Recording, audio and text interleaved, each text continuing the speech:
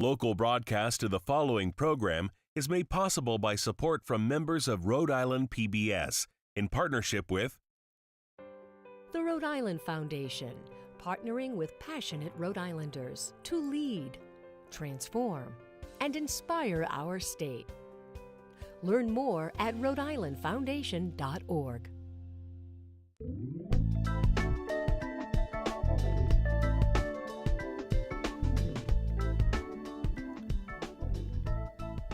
Welcome to another segment of In Another Opinion, a public information program where our discussions are focused on the communities of color in the state of Rhode Island.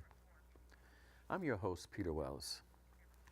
My guest today is Dr. Brenda Dan Messier, Commissioner of Post-Secondary Education for the state of Rhode Island. Welcome, Brenda. Thank you very much. Pleased to be here. Well, I'm glad to have you. Listen, education has taken on a different look in this current administration, and things have changed.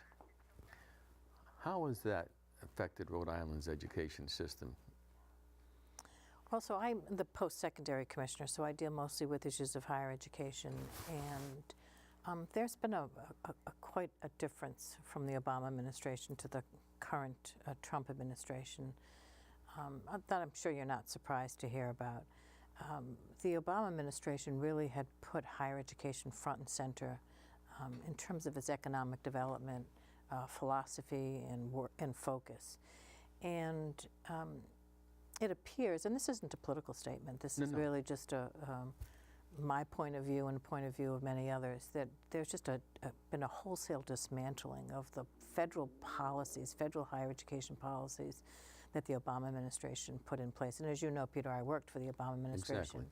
And so we worked really hard to put in a lot of protections for students to make sure that they had full access to higher education opportunities and access to full financial aid, and a lot of that is being dismantled. And what I'm most concerned about are the student protections that we put in place for students who had borrowed loans, had loans, were attending institutions that maybe weren't as forthcoming as they should be about their placement rates, et cetera. Mm-hmm. We had all those protections in place, and those are now being dismantled. So I think it's a worrisome time for students and their ability to pay for higher education and access higher education. But on the flip side, the positive side to that is that there's a role for states to play because the federal government is taking a back step to this work. So that's why I'm pleased to be at the state level. I really do think there's a lot of opportunity.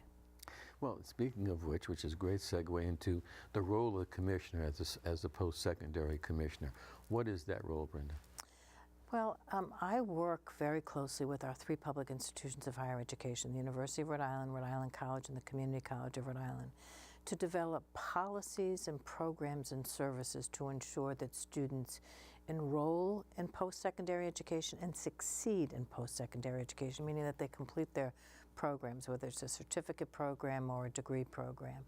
And so that's our role, is to really make sure that there are the right policies in place, the right programs and services. And I have three key priorities for our office that I think your viewers will be interested in knowing about. One is in 2016, before I got here, the governor set a very ambitious attainment goal for the state of Rhode Island. Yes, she did. She wanted to ensure that 70% of all Rhode Islanders had post-high school certifications and degrees by 2020. Why? Because 70% of the jobs are going to require that. And so we are currently at 47% in our state. So we have a long way to go. It's a very ambitious agenda. So my job as the post-secondary commissioner was to put in place a plan to realize her ambitious attainment goal. Our second priority, however, Peter, is to eliminate the huge equity gaps that exist in our system. So a minute ago I told you that while the governor has this ambitious goal that we'll reach 70% of all Rhode Islanders by 2025 will have post-high school certifications, and we're currently at 47%. When you disaggregate the data by subgroups, it's not a pretty picture. Right. African Americans are only at 30.6% attainment rate. Southeast Asians are only at 29.5%. Latinx students are only at 20%, and Native Americans are only at 19.5%. Wow. huge gaps. Yes. And so a top priority for me and our office and our team is to eliminate those equity gaps. And then the third key priority for us is to make sure that higher education is more affordable and that we have, to your first question, state policies in place that will facilitate access and financing for higher education for our students. And so those are our three priorities in my office. Well, how does the governor's program with the free education impact that?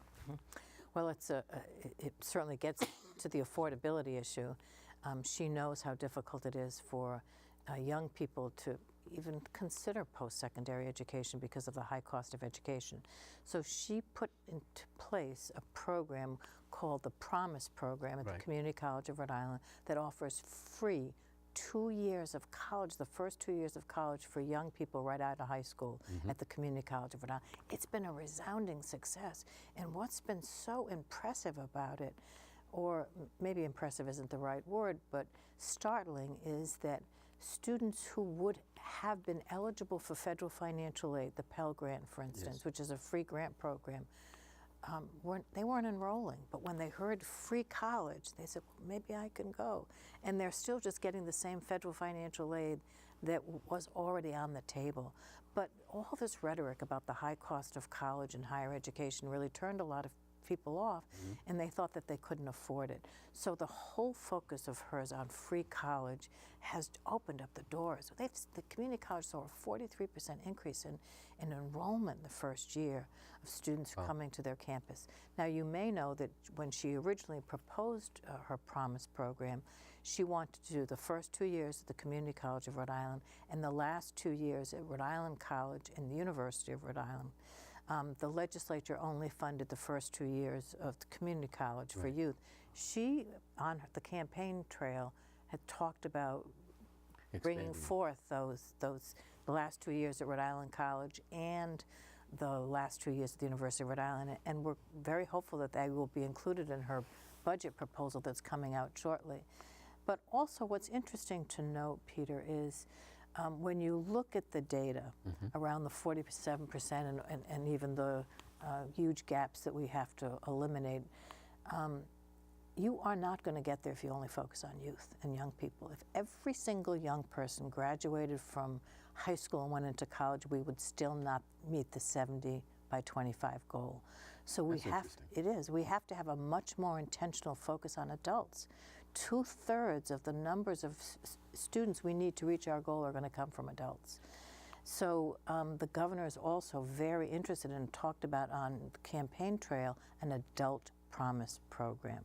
And so we're very hopeful that during her 4 years she'll be able to expand the Promise program to juniors and seniors at Rhode Island College and URI, but also to put in place an adult Promise program. Well, that would be great. And obviously, as you say, if we're trying to attract new businesses into the state, we're going to need not just youth, but adults who have these new skills. That's right, we really do. And we're, in my office, really making sure that we are looking, again, here's where the policy work that we do in our office is so important, that we look at the obstacles that adults may have for pursuing post-secondary education.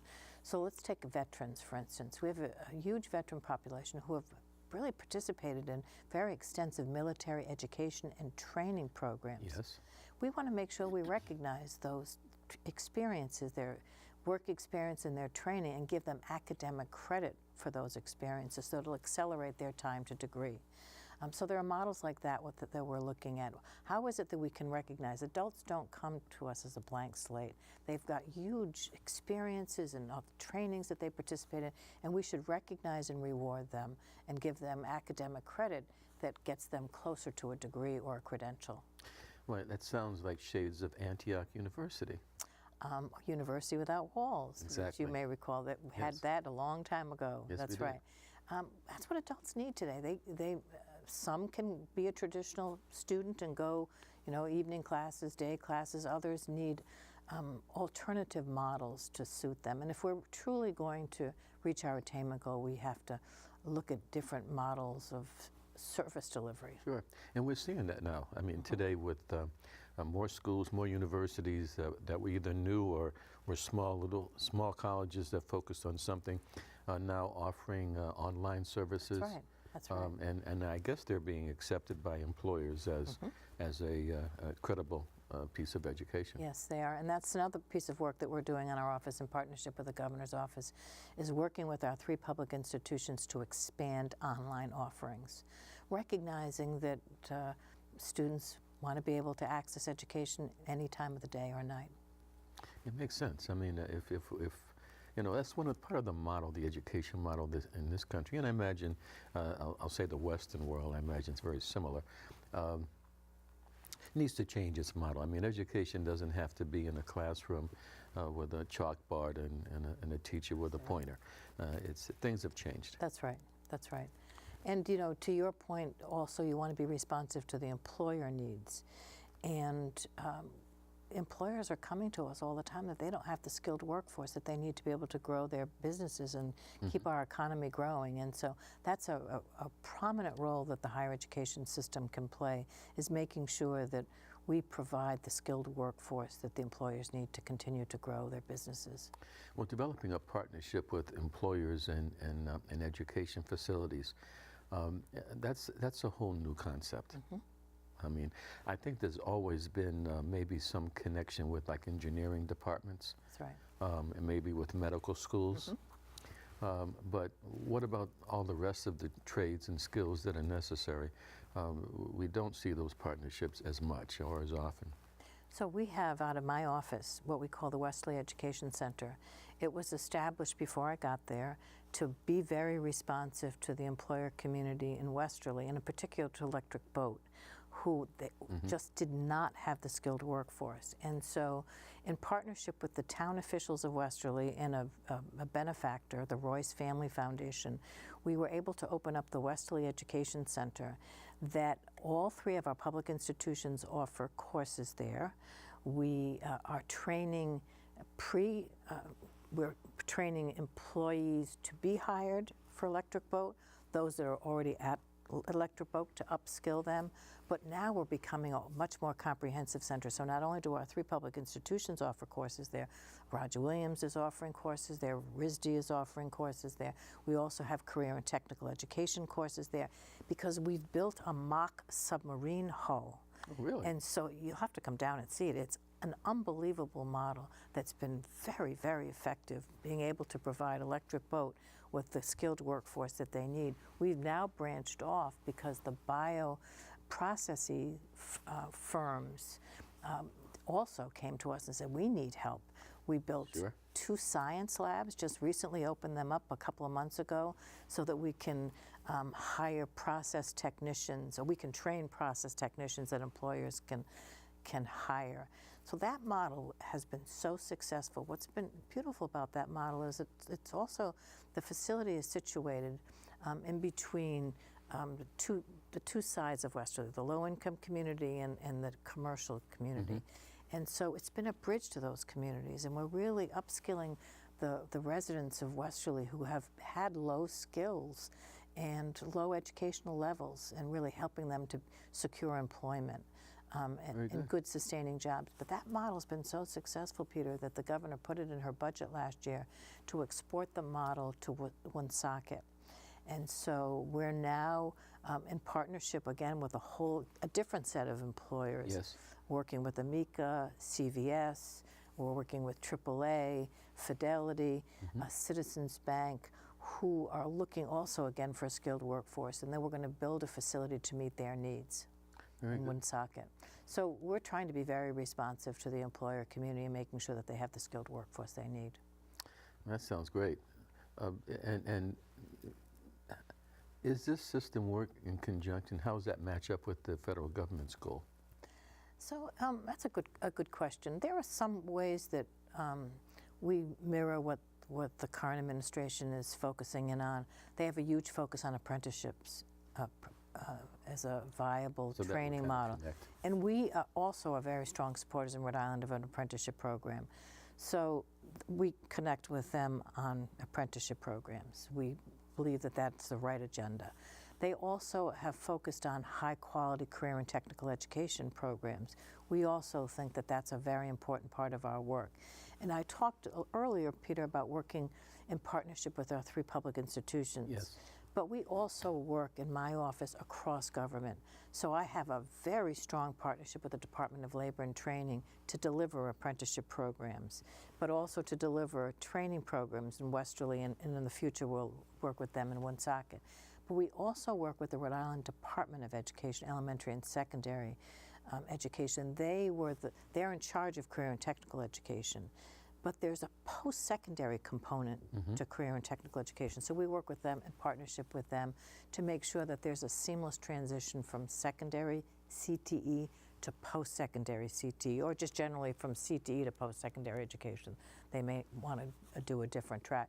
So I do believe that is a real hallmark of the Raimondo administration, is her working across, having us work as a cabinet very effectively across government. She has a skills cabinet that she's put together of all of the offices that really can focus on education and workforce development and training to make sure that we're responsive to the economy and the economic needs of the state. I think it's clear that the governor has spearheaded some needed improvements in the field of education, and for that we must applaud her.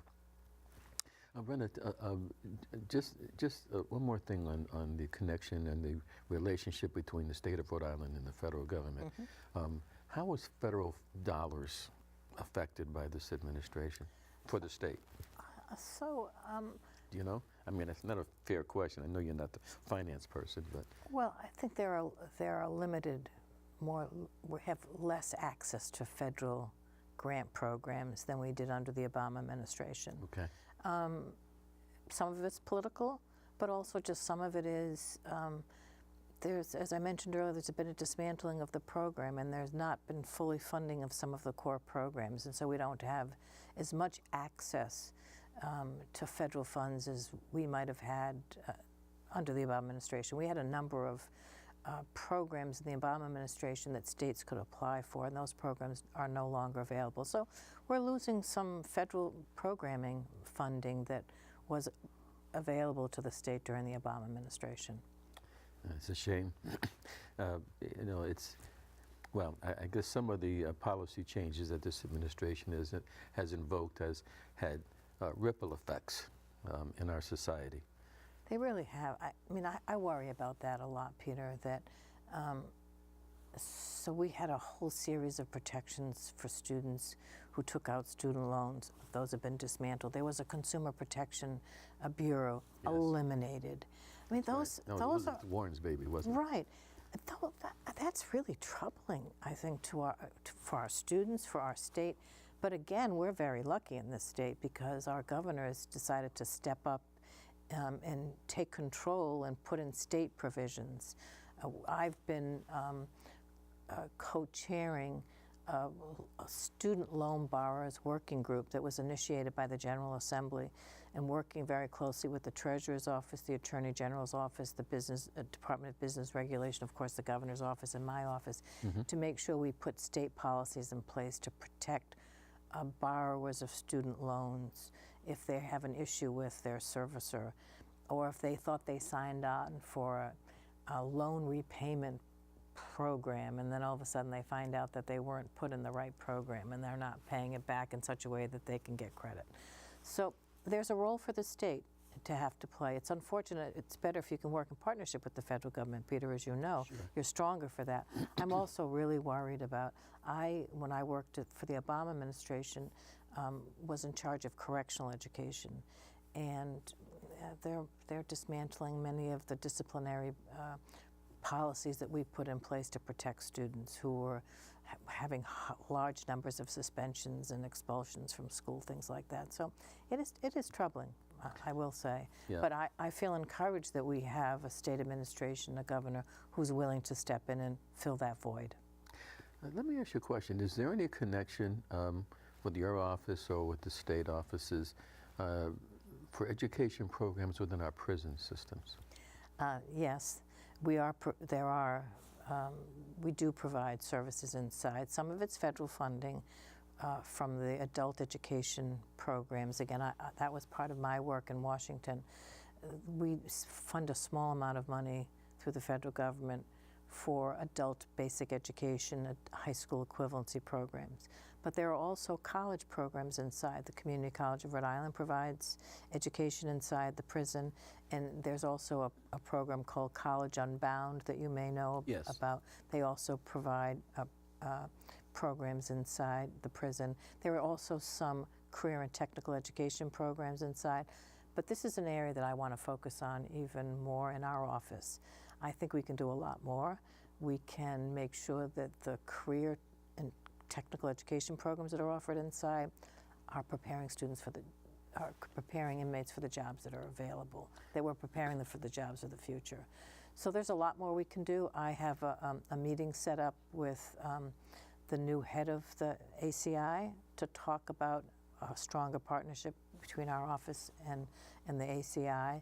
I've also been meeting with community activists who do this work inside and say, how can I help? How can I support you? What do you need from us? It's really important work. Oh, it is. It is. I mean, let's face it, for the minority community, which is disproportionately represented in the ACI, it's definitely important to get for inmates to obtain skills that they may not have had, or at least know about opportunities which they didn't know about before they went in, to look forward to coming out. That's right. You know, 95% of the folks who are incarcerated are coming back into our communities, and don't we want them to have the education and skill level so that they can be successful when they're out? That's true. And so I think this is a very, very important part of the work that we need to do in our office. Well, you know, I did a stint with the Public Defender's Office some time ago, and when you were at Dorcas Place, in fact. And that was really the focus of the work that I was doing there. And of course, you were doing almost the same focus as teaching English and teaching basic living skills in our society at Dorcas. And if it weren't for those kinds of initiatives, I think we'd be worse off. But moving forward, moving that focus to your department and other educational departments within the state is extremely important. I think it's very important. I couldn't agree with you more. We're talking about a lot of people coming out of prison that impact our economy. That's right. And you know, they're getting some educational services now, but not enough. No, I agree. And so we really need to enhance them. When I worked for the Obama administration, I went around visiting prisons all over the country, and there are some model prisons that they even have one-stop employment offices inside. Wow. I mean, so those are the kinds of things we need to learn from other states, of what they're doing and what's successful. We need to replicate it in Rhode Island, and I think we have willing partners who want to do that. Yeah, it needs to be replicated in Rhode Island and across the country. That's right. Because, I mean, housing an inmate, as I was talking with with Steve Parry, Commissioner Parry, in an earlier show, at approximately $40,000 to $45,000 a year, that's inside. But when the inmate comes out, there's still resources that are needed, and that's going to come out of the taxpayer's budget too. That's right. So if we don't look at rehabbing, and not just rehabbing behavior, but rehabbing the ability for a person to make a living. That's right. Which is very difficult to find housing. And that's why we need to be really intentional about the career programs that we're offering inside, and making sure that they are going to prepare them for the jobs that are vacant out there. And you know, and not some antiquated industry that no longer exists. And so we're giving, you know, why are we doing that? Exactly. And there are also issues, as you know as well, Peter, about access technology inside. But there are models that have figured out how to solve that now. Yes. So we can't use those as excuses anymore. We just have got to get inside, got to provide high quality educational and career and technical education services to folks inside, and then continue the connection when they come out. Exactly. You know, otherwise the recidivism rates will stay the same as they are. That's right, and there's no reason for it.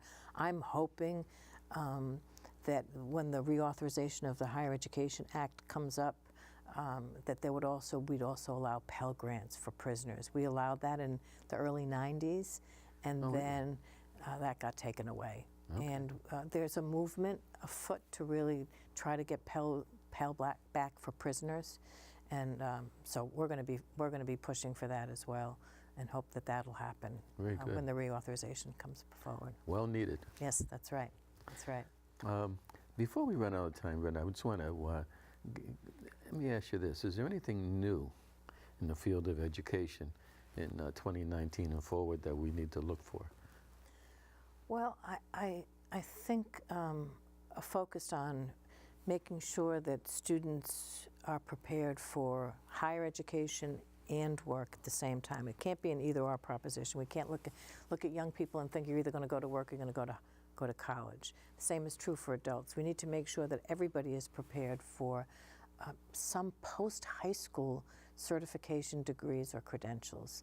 And it doesn't have to be a 4-year degree. Everybody thinks post-secondary education means a 4-year degree. And we're talking about even 1-year certificate programs at the post-secondary level. So I think you're going to see a much more robust focus on making sure that all students, youth and adults, are prepared for college and careers is one area. But also I think the other area that's new is thinking about competency-based education, Peter, and that is that we talked about a little bit earlier that you have skills from all of the various work that you've done around your entire career. And so we should recognize the competencies and proficiencies you have, give you credit for that, but then let you keep on moving and building on what you already have, that you already know, or the experiences you have. We have to be much more intentional about that and set up stronger systems to encourage more people to say, you know what, I'm multilingual, that should be worth something, you know, all of those.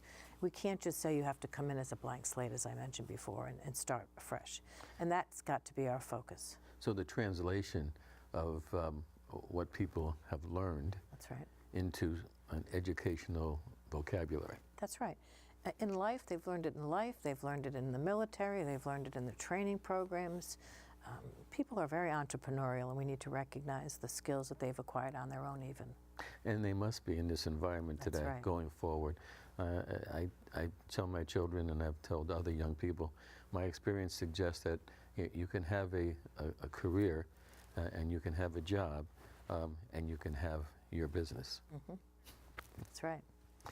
Well, Brenda, I'll tell you, this has been enlightening. I've learned some things today, and I do look forward to seeing what happens in Woonsocket as based on the South County model. Love to have you come down there. Maybe you could tape a show at the Westerly Education Center and talk to the trainees down there and the students that are there, and you can see the model in practice. Well, look at that. Thank you, Brenda. We have run out of time, but I want to thank today's guest, Dr. Brenda Dan Messier, and you, the viewers, for tuning in to another segment of In Another Opinion. A special thanks to Rhode Island PBS for making this program possible. I'm your host, Peter Wells. Follow us on Facebook and Twitter at IA Opinion, and have a nice day.